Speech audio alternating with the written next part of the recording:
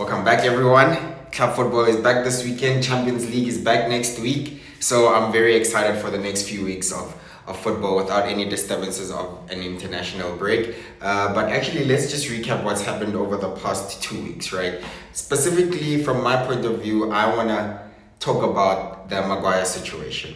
I think Southgate is not wrong to come out publicly and defend any player. Any coach has the right to defend, or they actually should defend their players when they come under fire, right? He's picked him. He made the choice. We don't know why he's picked him. We don't know if it's for tactical reasons. Obviously, he hasn't been playing for Man United that much. He's not on form. He even scored an own goal after he came on.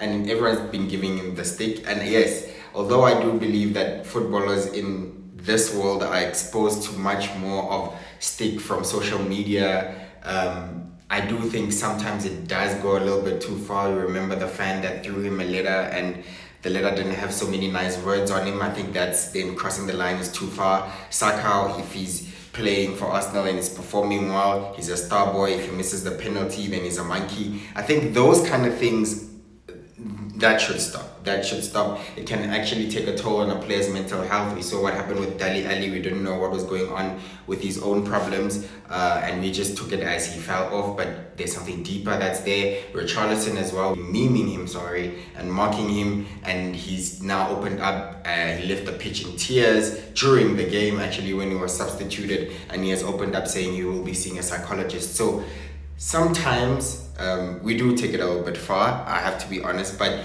that's the nature of the game. I think players should understand that, and they should have systems or support systems specifically in place for them to deal with the mental challenges that the pressures of football can come with. Just wanted to get that out the way. Actually, I also wanted to ask you guys, what are your feelings on Pogba's career? So he tested positive, as we know, for doping after a game, and it seems like he could be banned for a few years, up to 4, and he might be 32 at this point. So it looks like on paper his career, at least at the highest level, might be done. And I just feel like he never actually reached the potential that he was supposed to reach. Yes, he won the World Cup with France. He was great at Juve, but never necessarily won a Champions League. Got to the final, of course. But that was when he was still up and coming. Then he went to United. First time we were hearing about those £100 million moves. Big price tag, big pressure. I don't think that it actually was a problem for him to go to Man United. I think it was a good move. It made sense. He just didn't live up to that expectation. I think the one season where we saw something was the season with Ibra in the team. But since then, you know how Man United fans or pundits actually don't necessarily rate him and what he's done for Man United. They think he's caused more problems than good. Yeah, just something interesting there. Hey?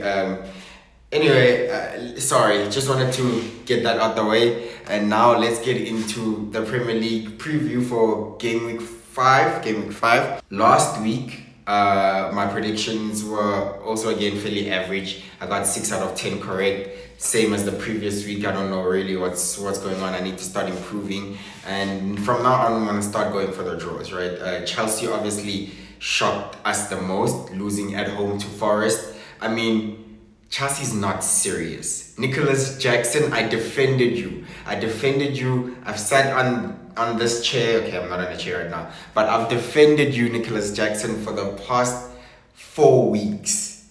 And you go miss a sitter. Are you serious? You need to start delivering. Otherwise everyone turns on you. Poch defended you as well, but it doesn't look good anymore. Anyway, Chelsea shocked us all. I don't think Chelsea as a team is serious. If it continues at this rate, Poch might be gone by Christmas. Because have you seen what's coming for Chelsea? Have you seen what's coming for Chelsea in October?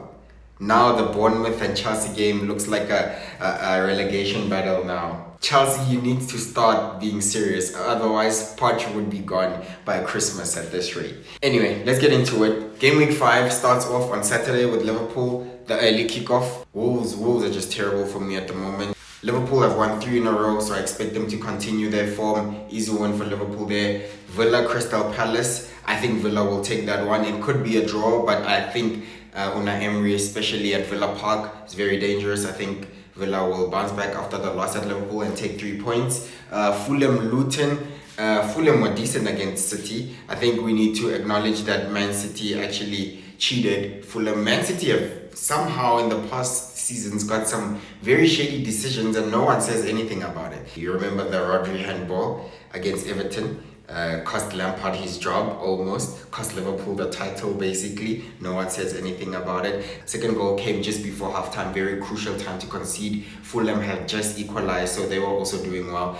I mean, you could say that City were probably going to win anyway, but nah, doesn't necessarily work like that. You want it to be clean. City were going to win anyway, most probably, okay, I agree, but you want it to be clean. But apparently there's nothing that City does that's clean anyway. So, yeah. Ikanji clearly interfered with play. He jumped. He literally jumped out the way. How? So that means if he just stands there, the ball hits him. That's interfering with play. The moment you are active, for me, you are actively engaging, moving towards or moving away from the ball. You wouldn't be interacting with play if you were just standing still or ignore the. I think that's how it used to be, but I don't know with the Marcus Rashford as well interpretation last season, like against City. He was literally chasing the ball and they said he wasn't interfering. So the Premier League referees and VAR team are just really nonsense at this point. The inconsistency is crazy.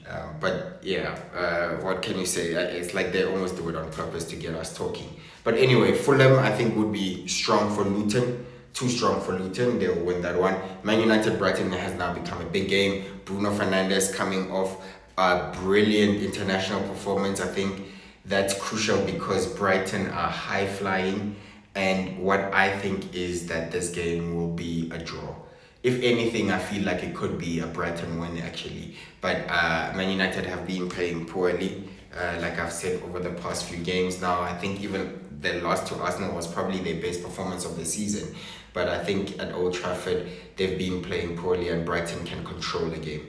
Very dangerous coming off the thrashing of Newcastle. Brighton are very confident of playing against the top teams now. We know that De Gea has got his men flying, full of confidence. Very dangerous team to play against, to be honest. And I see this one being a draw because I believe Man United will also, show up and try to make a statement, try to win the game. I expect they will try to go and win the game. They have to. But I think Brighton are too good at the moment. I would have went for a Brighton win, but I think it might just be a draw. So that's my first draw prediction of the whole season. Spurs, Sheffield, Spurs absolutely flying. Easy, Spurs win there. West Ham, Man City, again, another team that's doing well unexpectedly is West Ham. City going away at the London Stadium. I think it's going to be a tough game. I think Moisey will make it tough. Typical, will sit back, try hit you on the counter. After international break, sometimes teams can start up. Pep will be back on the sidelines for the first time since his surgery. I want to say Man City win, but I'm going to be bold and actually say it's going to be a draw. I think City have conceded a few goals in the past 2 games, not kept clean sheet, and I think West Ham at home are very dangerous. So I think it's also going to be a draw. Anyway, big prediction from me. Newcastle and Brentford. The thing is with Brentford, they're quite inconsistent. They can start off well and then when you expect them to carry on, they don't. Like last week, I expected them to beat Crystal Palace. They didn't.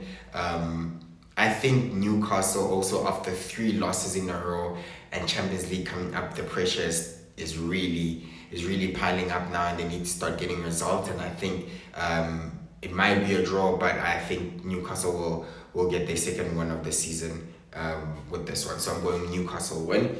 On Sunday, we have Bournemouth, Chelsea, big relegation game. Relegation 6-pointer. I think